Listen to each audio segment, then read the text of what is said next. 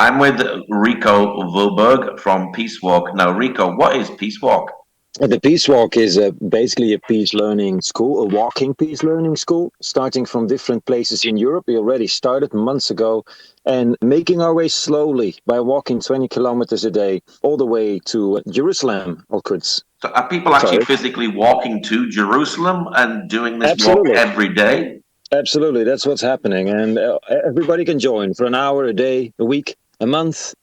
And so I've been walking in the Netherlands now 1 week ago for the first 8 days with my family.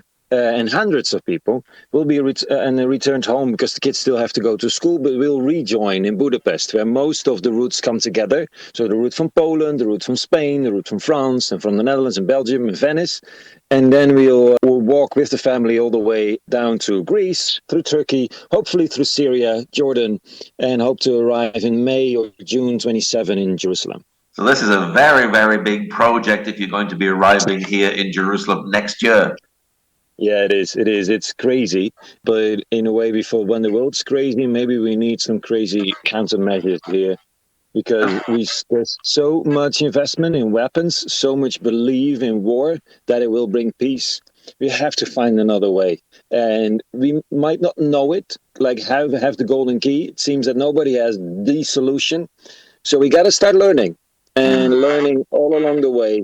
And the intent is to learn from that which has been proven effective over generation, that is grassroots peace builders. So people on the ground that actually cross the divides, recognize the injustice that is happening or happened, address the traumas, and work together for a future of equality, of freedom, and of dignity for everybody. And how many people do you have walking at the moment from all these different locations? Well, there's 4 walks now walking at the same time. I think it's about, some are with 10, some with 20, some 30. So I'm not sure even. This is also the beauty of it. This project was so massive that you can't manage it. Also, I was doing all kinds of jobs. Everybody is doing all kinds of jobs. We're all doing this in our free time. So it's from day to day, it's different. So this morning at the stop in Germany, I just called it on the WhatsApp, just 3-4 new people showed up saying, hey, we didn't introduce ourselves, but we heard about the Peace Walk, we're joining. And it's not only walkers. I mean, we're received everywhere with so much hospitality, people opening up churches and gyms and mayors showing up. So it's very different from location to location. But we decided we just have to start walking and then we'll see how the story connects. And where did this idea come from? Yeah, I've been working in the last 10, 15 years in a situation of refugees all over Europe. I'm a Christian, I'm a theologian, and I realized that these places of darkness, of the lack of hospitality in so many places, we need to be there. And we might not have the political solution, but we'll definitely have a personal way of being present. And I worked with Jews and Muslims and Christians and secular. And then after October 7th, 2023, and the response of Israel, we saw how incredibly hard it became to even talk with each other. The pain on the ground and the injustice and whatever happened was massive, but that it also split up all communities in Europe. So I was looking for, is there any hope? Is there any future? Is there anybody building a future to believe in? And I was deeply touched by Maoz Inon and Aziz Abu Sara.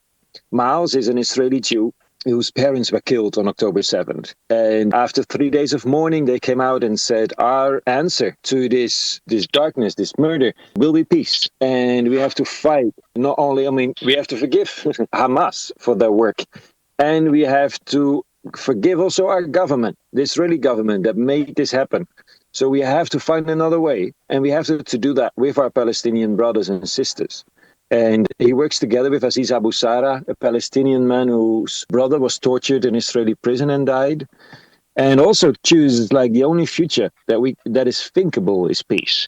And via these two, brothers, basically, one Israeli, one Palestinian, I found this massive movement of Palestinians and of massive, it's small compared to everybody living there, but it's so many organizations and small grassroots movements of Palestinians and Israelis that choose to overcome the violence and the cycle of revenge by addressing the traumas and working towards peace and showing basically to everybody that believes that it's not possible that Palestinians and Israelis live together in peace and dignity, that it is possible. And they try to address as much as they can the power inequality and everything. And they say, well, there's only one way ahead, and that's for both people to recognize that living together is the only safe way and thinkable way forward. And then I thought, well, that's the story we need in Europe. If the whole situation in Gaza, in Palestine, in Israel can divide our world, maybe these people can unite our world. So let's start to learn from them and walk in their direction, basically. Not to bring any message, but to learn from their message slowly, step by step. So is this quite unique, actually learning from Palestinians and Israelis? Well, the investment and the attention is maybe unique. We realize how much government is investing in war and weapons, like it's billions, and that none of, or hardly anything of that money is going to actual peace builders. So in that way, it's unique. We also see that, for example, the new book of Miles and Aziz, The Future is Peace, is a New York Times bestseller, and it's sold everywhere. So there's a deep longing on the grassroots level, on the people level, for a story that does justice to all the injustices and has a vision of hope. But yeah, you also see that this peace walk, I think many people on the road also said, like, we were longing for something that we could participate in without knowing all the answers. That you don't come to a walk or to a march and say, this is it, everybody would listen to me, then things will be better. But that you come and say, like, I don't know. But there's some people that I trust and that are building some future. And I want to be part of it. I want to learn, because I'm part of the problem too. I'm funding my own government with my tax money, and they're not making the right decisions. So I have to learn to do something else. People ask always, like, and how does it help? And well, I think that's with every pilgrimage. You leave behind what you know. So there's tons of things that are the usual. So you leave behind the things that are usual, the things as they go, to go on a path to something you don't know yet, but that you long for. And I think that's the pilgrimage, and that's also definitely the peace walk. Is it important to listen to both sides? And I imagine both sides are hurting in this conflict that's taking place. I'm not sure. There is the beauty of the peace camp and peace builders are doing. They're redefining the sides.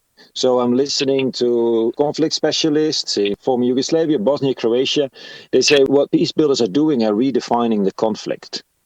And redefining the conflict means that you're not saying like either Israeli violence or Palestinian violence or Palestinians or either Israelis or Palestinians are right. There's a redefinition in this way that there's people that believe that violence and occupation or war or whatever can bring peace. And there's people that realize that it won't. That we've tried that over generations and it doesn't.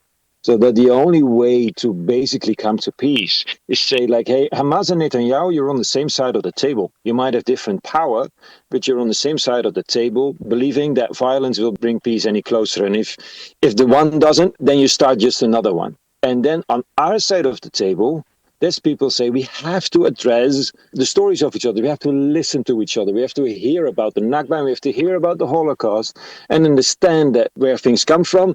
And we might not agree. We might not agree about the past. We might not agree about the present, but we can agree about the future of dignity and living in freedom and peace together. So let's work towards that. And that's a very difficult road.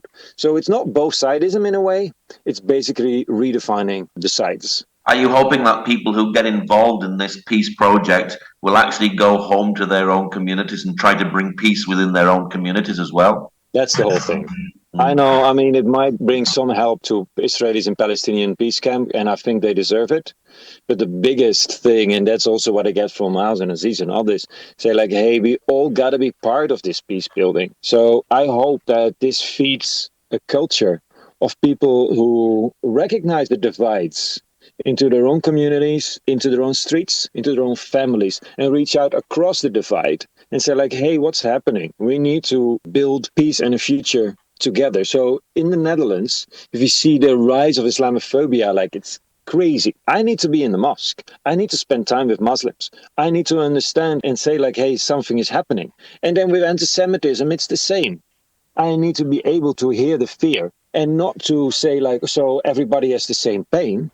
but to address together the injustices and work towards something of peace. My friend said, a conflict specialist said, if you want to stop wildfires from spreading, or if you want to stop arson, don't only talk to the firefighters, but also talk to the pyramids.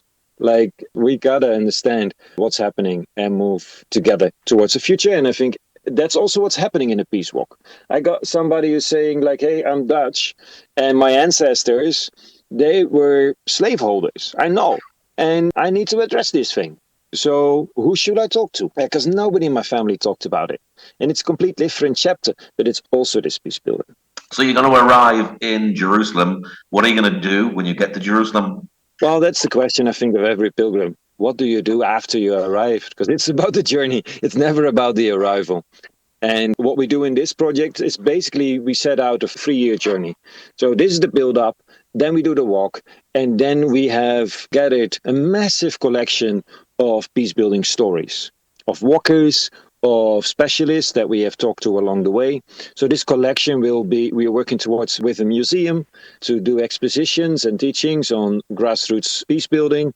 We're working on a documentary that can be showed, and we are working together with universities. So we hope to be able to have in all kinds of curricula, the grassroots peace building, how that works and how it should be addressed all over the world, basically. I hope that this peace walk will help to teach us what peace building is all about. Now, Jerusalem is called the City of Peace. So do you hope to inspire peace here within this region? Yes, it's the holy city for the Arab speakers, Al-Quds. It's the city of peace for the Jewish people and for many Christians. And yeah, like what Miles said here, for many people, humanity has forged a bond with the Eternal One, with God, and we should renew our vows. So I hope that it helps to support the movement that's actually caring for people as people, not because of a culture or skin color or flag or whatever, but support these movements. And I think the peace movement is doing it. And yes, they're asking for support. They need it. So I hope that helps, and I hope it's making a difference on the ground, although it's difficult. I mean, the peace movement itself is facing critiques, of course, from both Palestinians and Israelis and others, that it's not radical enough or that it's too soft or whatever. So I hope also to learn how we can help. What is your prayer for this peace walk?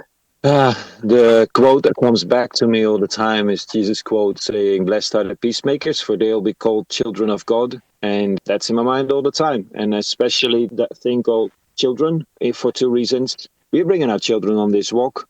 They're young, because I think we need to work on their future. The world will be in 10, 20, 30 years' time way more uncertain than it is now already. So it's a walk also for our children. And secondly, we also have to find a way of being children of God together and recognize that in everybody else. What's your website for people who'd like to know more about this walk and perhaps even come and join from their location? That would be amazing. It's peacewalk.info. There you can find all the routes, all the dates, and you can click join the walk. You can donate, because we're building a peace fund for the future to support other peace activities. And yeah, join us on peacewalk.info. Well, Rikko, thank you very much for sharing today. Thank you. It's been a pleasure.